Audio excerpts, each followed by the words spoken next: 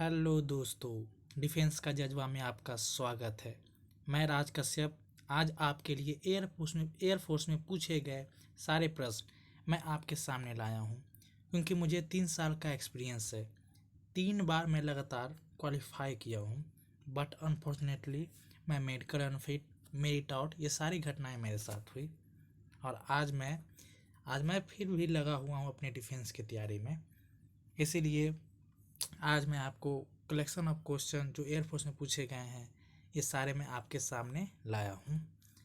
अगर अच्छे लगे तो लाइक और सब्सक्राइब ज़रूर कर दीजिएगा। आइए हम लोग प्रथम क्वेश्चन को देखते हैं। What is the unit of mu not and under root mu not और यू नॉट? ये टाइपिंग नहीं हो पाया है दोस्तों, इसके लिए मैं क्षमा मांगता हूँ। ये म्यू नॉट और यू नॉट का जो है क्या यूनिट होगा, ये पूछा जा चुका है, डबल में भी पूछा जा चुका है ये क्वेश्चन। म्यू नॉट और यू नॉट, ई नॉट, जिसको परमेबिलिटी कहते हैं, इसको परमिटिविटी कहते हैं। तो बताइए आंसर। आप अपने वीडियो को पॉज करके भी आंसर बता सकते हैं।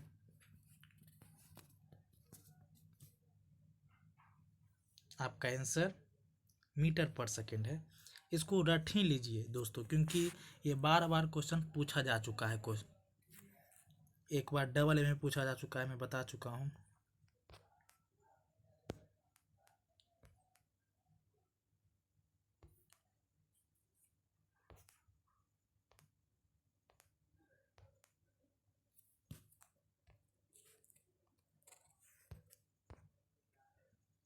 दूसरा question, the final image produce by simple microscope.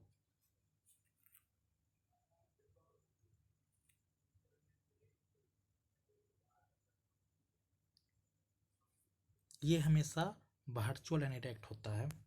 ये हमेशा वर्चुअल एंड इरेक्ट। आइए तीसरा क्वेश्चन। ये भी क्वेश्चन जो है आपको पूछा जा चुका है इधर हाल फिलहाल के एग्जाम में, इसी बार की एयरफोर्स एग्जाम में। The resonance effect is based on. बहुत सारे लड़के कंफ्यूज हो जाते हैं इस क्वेश्चन में, बट इसका सही आंसर फोर्स ऑसिलेशन। आइए मैं कुछ न्यूमेरिकल भी लिया हूं आपके लिए। A vehicle move half length of journey on a straight road with v1 meter per second and remaining half length of journey with v2 meter per second. Find average speed. इसमें average speed आपको निकालना है दोस्तों। आइए average speed का हम लोग formula जानते हैं। एवरेज स्पीड का फॉर्मूला होता है total distance upon total time. Total distance upon total time. तो हम लोग जानते हैं टोटल डिस्टेंस हमारा, सबसे पहले एक मान लीजिए ये हमारा लेंथ हो गया, फिर उसके बाद ये हमारा एक मिड पॉइंट हो गया। तो कह रहा है हाफ ऑफ द लेंथ, दोनों को हम क्या कर ले, हाफ हाफ ले लें, दोनों को हाफ हाफ ले लें, और उससे हम टाइम पीरियड निकाल लेंगे। कैसे? आप लोग जानते हैं distance is equal to speed into time. Distance is equal to distance is equal to speed into time. तो डिस्टेंस हमारा क्या हो गया, x1 मान लेते हैं, x1 मान लेते हैं, x1/2 इजकल टू vt, यानी v और t, इसको भी टाइम को t1 मान लेते हैं, t1। तो यहाँ से मेरा t1 निकल गया। t1 इजकल टू आप लिख सकते हैं x2v1। इसी तरीके से हमारा t2 भी निकल जाएगा, एज ए सिमिलरली t2 भी निकल जाएगा x/2v2। ठीक है दोस्तों, ये भर चुका है। और आगे देखिए 2v2 निकल चुका है। अब देखिए टोटल डिस्टेंस हमारा कितना आया था, टोटल डिस्टेंस मेरा x था। ये क्या था, टोटल डिस्टेंस मेरा यहाँ से यहाँ x था। तो ये मेरा टोटल डिस्टेंस हो गया। अब टोटल टाइम की बात, टाइम t1 आपने कितना निकाला था, अब आगे देख लीजिएगा पीछे, x/2v1 प्लस x/2v2। ठीक है दोस्तों, x से x यहाँ पर कट जाएगा, इसको एलसीएम जब लीजिएगा तो आपका आंसर आ जाएगा 2v1v2 upon V1 plus V2। यही दोस्तों आपका आंसर आ जाएगा, जो कि पूछा जा चुका है सवाल में एयरफोर्स के पहले सारे क्वेश्चन में। चलिए दोस्तों अगले क्वेश्चन देखते हैं। If S denote displacement, S denote displacement, यहाँ एस वेक्टर होगा दोस्तों, ये हमेशा वेक्टर में रहता है एरो, और D denote distance, D denote distance. तो बताए कौन सा रिलेशन करेक्ट है। बहुत इजी क्वेश्चन है दोस्तों ये। डिस्टेंस जो कि हमेशा बड़ा और इक्वल टू होता है डिस्प्लेसमेंट का, डिस्टेंस हमेशा बड़ा और इक्वल टू होता है डिस्प्लेसमेंट का दोस्तों। Next question, the heat capacity of material depend on. बहुत ही अच्छा क्वेश्चन है दोस्तों, देखिएगा इसे सोच कर बनाइएगा। आइए देखिए, आप वीडियो को पॉज करके भी बना सकते हैं, उसके बाद आंसर सोच कर दीजिएगा और हमें कमेंट बॉक्स में जो है जवाब दे दीजिएगा किसी भी तरीके से। हीट कैपेसिटी आपने इसका मटेरियल डिपेंड, यानी हीट कैपेसिटी ऑफ मटेरियल जो कि डिपेंड होता है स्पेसिफिक हीट ऑफ मैटर पर, स्पेसिफिक हीट ऑफ मैटर पर, इस पर ये डिपेंड होता है। इससे बहुत सारा क्वेश्चन पूछा जा चुका है एग्जाम में। श्रीमती, ये हम लोग याद किए थे, श्रीमती जी, SM डेल्टा टी। इससे आप स्पेसिफिक हीट का निकाल सकते हैं फॉर्मूला, ये हमेशा पूछता है एग्जाम में। ये हो जाएगा स्पेसिफिक यानी Q/M delta T, Q/M delta T. ये इससे बहुत सारा न्यूमेरिकल जो है पूछा जा चुका है एग्जाम में बहुत बार। आगे देखते हैं दोस्तों, इन स्टेशनरी वेव। दोस्तों स्टेशनरी वेव पता नहीं एयरफोर्स का लगता है हमेशा का ये क्वेश्चन जो है, स्टेशनरी वेव, प्रोग्रेसिव वेव, इससे हमेशा क्वेश्चन बनता है। ध्यान दीजिएगा इस क्वेश्चन को, जवाब बताने की कोशिश कीजिएगा। Phase is different at all point, phase is same at all point, wavelength is decrease at temperature, same displacement eight point. इसका आंसर होगा दोस्तों phase is same at all point. सारे का सारा जो है फेज इसका सेम रहता है। ये हमारा स्टैंडिंग वेव, स्टेशनरी, सारे का सारे जो है फेज इसमें सेम रहता है सब पॉइंट पर। अगला क्वेश्चन देखिएगा दोस्तों, Newton third law based on. ध्यान दीजिएगा, बहुत ही इजी क्वेश्चन है, मगर बहुत सारे लड़के इसे जल्दबाजी में गलती कर देते हैं, जल्दी में से गलती मार कर आ जाते हैं, अब कहते हैं कि मैंने तो सही मार दिया। आइए दोस्तों देखें, इसका सही जवाब है action reaction force have a different magnitude. क्या डिफरेंट मैग्नीट्यूड है? Action reaction force one different body, action reaction force have same magnitude, action reaction force have not opposite direction. बताइएगा आंसर इसका। मेरे ख्याल में यही आंसर नहीं है थर्ड, क्योंकि एक्शन रिएक्शन फोर्स हमेशा सेम मैग्नीट्यूड में रहता है, अपोजिट डायरेक्शन में होता है, लेकिन हमारा ये देखिए नहीं दिया हुआ है। हाँ ठीक है, कोई भी बॉडी को हम बॉल को बिकते हैं तो हमारा सेम मैग्नीट्यूड में, जितना वेलोसिटी से बिकेंगे उतना ही वेलोसिटी से वापस आ जाएगा, लेकिन ये अपोजिट डायरेक्शन में। दोस्तों याद रखिएगा, बहुत ही बेसिक पॉइंट है, 3-4 पॉइंट है न्यूटन थर्ड लॉ का, आप ध्यान से पढ़िएगा। अगला question, which is used as a high temperature, which is used as a high temperature. ये क्वेश्चन आ चुका है, ये भी डबल में एक बार आ चुका है क्वेश्चन दोस्तों। हम लोग सन का टेम्परेचर मेजर करते हैं, सन का टेम्परेचर मेजर करते हैं भी इससे, सन का टेम्परेचर। ये आपका आंसर पायरोमीटर, पायरोमीटर ये आपका सबसे हाई टेम्परेचर, जितना से हाई टेम्परेचर है जो कि मेजरमेंट के लिए हम इसी इंस्ट्रूमेंट का यूज करते हैं दोस्तों। नेक्स्ट क्वेश्चन दोस्तों, convection used as in, convection is used an in, convection हमारा किस में होता है? कन्वेक्शन, कंडक्शन, रेडिएशन, इस तीनों से क्वेश्चन बनता है दोस्तों। ध्यान रखिएगा, इस तीनों टॉपिक को अच्छे तरीके से पढ़ कर जाइएगा एग्जाम में, क्योंकि मेरा एक्सपीरियंस कहता है। Liquid as well as gas, liquid as well as gas जो कि कन्वेक्शन में हमारा यूज होता है। आइए next question. Ideal gas has internal energy in form of. Ideal gas जो कि इसका इंटरनल एनर्जी फॉर्म किस में रहता है, आइडियल गैस का इंटरनल एनर्जी, बहुत ही इंपॉर्टेंट क्वेश्चन है दोस्तों। सारा क्वेश्चन ये एयरफोर्स में पूछा जा चुका है इस 3 सालों में, जो मेरे एक्सपीरियंस के अनुसार सारा क्वेश्चन हमको याद है। इसका आंसर है दोस्तों काइनेटिक एनर्जी। क्या है दोस्तों इसका, काइनेटिक एनर्जी।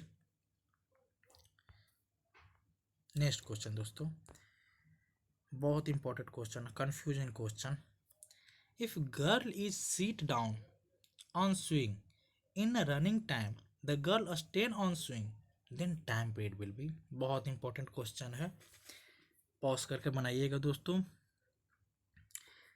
देखिए कह रहा है कि गर्ल जो कि एक झूले पर बैठी हुई है, एक झूले पर गर्ल बैठी हुई है, तो ये जो है बैठी, इसका पैर जो है क्या है, नीचे है, नीचे की ओर लटका हुआ। फिर ये क्या करती है कि झूले पर ये खड़ी हो जाती है, अगला में ये झूले पर खड़ी हो जाती है। तो टाइम पीरियड का फॉर्मूला क्या होता है दोस्तों, T is equal to 2 pi under root L by G, 2 pi under root L by G. तो यहाँ पर दोस्तों देखिए, इसका जो है अपेरेंट लेंथ यहाँ की अपेक्षा यहाँ पर जब खड़ी हो गई, सेंटर ऑफ मास से इसका लेंथ जो है डिक्रीज हो जाता है। लेंथ क्या हो जाता है, डिक्रीज हो जाता है। जब लेंथ डिक्रीज हो जाता है दोस्तों, तो टाइम पीरियड भी हमारा क्या हो जाएगा, डिक्रीज हो जाएगा। तो इसी कारण इसका आंसर डिक्रीज। नेक्स्ट क्वेश्चन देखते हैं दोस्तों। In bringing an electron toward another electron, the electrostatic potential energy of system is। जब इलेक्ट्रॉन को, अनदर इलेक्ट्रॉन को अगर हम लोग टुवार्ड्स लाते हैं, इक्वियोर लाते हैं, तो पोटेंशियल एनर्जी क्या होगा दोस्तों, बताइएगा। पोटेंशियल एनर्जी का फॉर्मूला क्या होता है दोस्तों, KQ/R। ये हमारा क्या कर रहा है, इलेक्ट्रॉन को जो है हम लोग नज़दीक ला रहे हैं, यानी हमारा रेडियस, यानी हमारा लेंथ क्या हो जा रहा है, घट रहा है। लेंथ क्या हो रहा है, हमारा घट रहा है। लेंथ घटने से हमारा क्या हो जाएगा, ये हमारा 12 का इंक्रीज, 12 का इंक्रीज हो जाएगा दोस्तों। Next question. In a magnet of magnetic moment M kept a uniform magnetic field strength B making angle theta with its direction the torque। बताइए दोस्तों, टॉर्क, ये तो इजी फार्मूला है दोस्तों, ये आप लोग कर सकते हैं। टॉर्क का फार्मूला क्या होता है, M×B। इसको हम लोग वेक्टर फॉर्म में लिख सकते हैं, M×B, और ये है हमारा MB sin थीटा। ये इसको हम क्रॉस को हम लोग MB sin थीटा लिखते हैं दोस्तों। नेक्स्ट क्वेश्चन, टोटल का टोटल क्वेश्चन इंपॉर्टेंट है दोस्तों। आज मैंने थोड़ा सा नॉर्मल लेवल रखा है, फिर मैं धीरे धीरे इसको इंक्रीजमेंट करूंगा दोस्तों, जो कि पूछा जाता है एयरफोर्स में question. The maximum value of AC is 707 volt, then RMS value से पक्का क्वेश्चन न्यूमेरिकल रहता है दोस्तों। VRMS इसका टू क्या होता है, VRMS V0/√2, V0/√2। V0 हमारा पीक वोल्टेज रहता है, जो कि हमारा दिया हुआ है 707 बाई √2। इसको रेशनलाइज कर देंगे दोस्तों, √2 × √2, तो ये हो जाएगा 700√2, और ये हमारा 2, ये हमारा आ जाएगा 3.5, और इंटू हमारा 1.414। इसको जब आप गुना कीजिएगा तो ये आंसर आ जाएगा हमारा 500 वोल्ट। थोड़ा सा दिक्कत हो जाता है दोस्तों, लेकिन आप समझ जाइएगा, ध्यान से देखिएगा तो सी आंसर 500 वोल्ट। देखिए दोस्तों 15वां question, blue colour of sky is due to phenomena of. ये नॉर्मल सब रटा हुआ क्वेश्चन रहता है, आप लोग 9-10 से पढ़ते आ रहे हो दोस्तों। ये blue colour of sky is due to phenomena of, क्या होता है दोस्तों, स्कैटरिंग। स्कैटरिंग के कारण दोस्तों ये हमारा होता है ब्लू कलर हमारे स्काई का।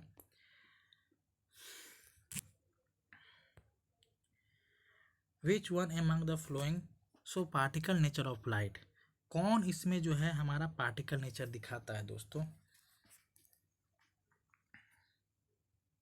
Interference, reflection, photo electric effect, ये हमारा पार्टिकल नेचर दिखाता है दोस्तों, ये याद रखिएगा ये सब question. Einstein work on photo electric effect support for the question, ध्यान से पढ़िएगा क्वेश्चन को। राइट, लड़का बहुत सारे लड़का जो है फर्स्ट में आइंस्टीन देखेंगे MC² मार देंगे, लेकिन ये रॉन्ग आंसर है।